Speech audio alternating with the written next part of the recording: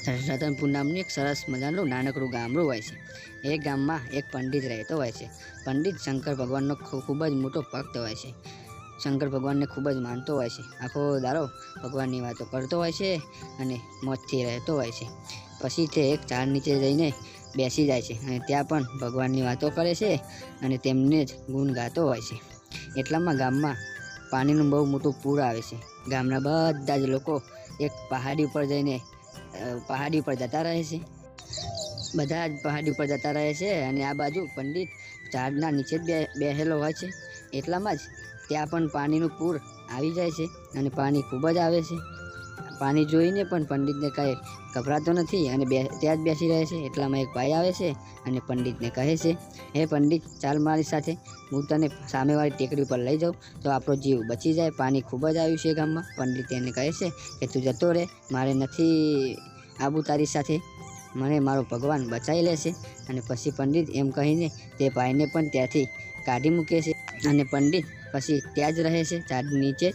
અને પાણી ખૂબ જ વધી જાય છે, તેને સાચી લેવર આવે છે। પછી એક હુડિયાવાળો આવે છે અને કહે છે, હે પંડિત, ચાલ મારા હુડિયામાં બેસી જા, હું તને સામેવાળી ટેકરી ઉપર લઈ જાઉં તો તારો જીવ બચી જાય। પણ પંડિત તેને પણ કહે છે કે તું જા, મને મારો ભગવાન બચાવશે, મને મારા ભગવાન ઉપર વિશ્વાસ છે, તું જતો રહે, મારે નથી આવું તારી સાથે। હુડિયાવાળો પણ જતો રહે છે। પાણી ખૂબ જ વધી જાય છે, તેના ગળા સુધી પહોંચે છે।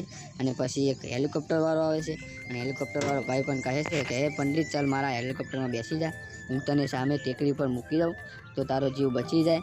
પછી પંડિત તેને પણ કહે છે કે મારે પણ તારી સાથે નથી આવવું, મને મારા ભગવાન પર પૂરો વિશ્વાસ છે, મને મારો ભગવાન બચાવી લેશે। પાણી ખૂબ વધી જાય છે, પંડિત અંદર ડૂબી જાય છે અને પછી તેનું મૃત્યુ થાય છે। પછી પંડિત ભગવાન જોડે જાય છે, અહીંયા શંકર ભગવાન બેઠા હોય છે અને પંડિત ત્યાં પહોંચે છે, ખૂબ જ ઉત્સાહમાં હોય છે। ધીરે ધીરે ચાલતો ભગવાન જોડે જઈને ઊભો રહે છે અને કહે છે, હે ભગવાન, હું તમારો મોટો ભક્ત છું, તમારી આખો દાડો ગુણ ગાતો હોઉં છું, તો તમે મને બચાવવા કેમ ના આવે? તો ભગવાન કહે છે કે હે પંડિત, હું તને 3 વાર બચાવવા આવ્યો હતો પણ તે મને ઓળખી ના શક્યો। પહેલી વાર હું માણસના રૂપમાં તને કીધું હતું કે ચાલ મારી સાથે, તો પણ તું મારી સાથે ના આવ્યો। બીજી વાર હોડિયું લઈને હું આવ્યો અને તને કહ્યું કે બેસી જા મારા હોડિયામાં, તો પણ તું મારી સાથે ના આવ્યો। અને પછી ત્રીજી વાર હેલિકોપ્ટર લઈને તને બચાવવા આવ્યો અને કહ્યું કે હેલિકોપ્ટરમાં બેસી જા, તો પણ તું ના આવ્યો। આ સાંભળી પંડિત પણ ખૂબ રડવા માંડે છે અને કહે છે કે હે ભગવાન, મારાથી ભૂલ થઈ ગઈ, હું તમને ઓળખી ના શક્યો। તો તમે પણ મિત્રો જીવનની અંદર ભગવાન બધાને આવા મોકા આપતો હોય છે, તો મોકાનો ફાયદો ઉઠાવી લેવો, બીજો મોકો મળશે એવી આશા રાખીને બેસી ના રહેવું જોઈએ।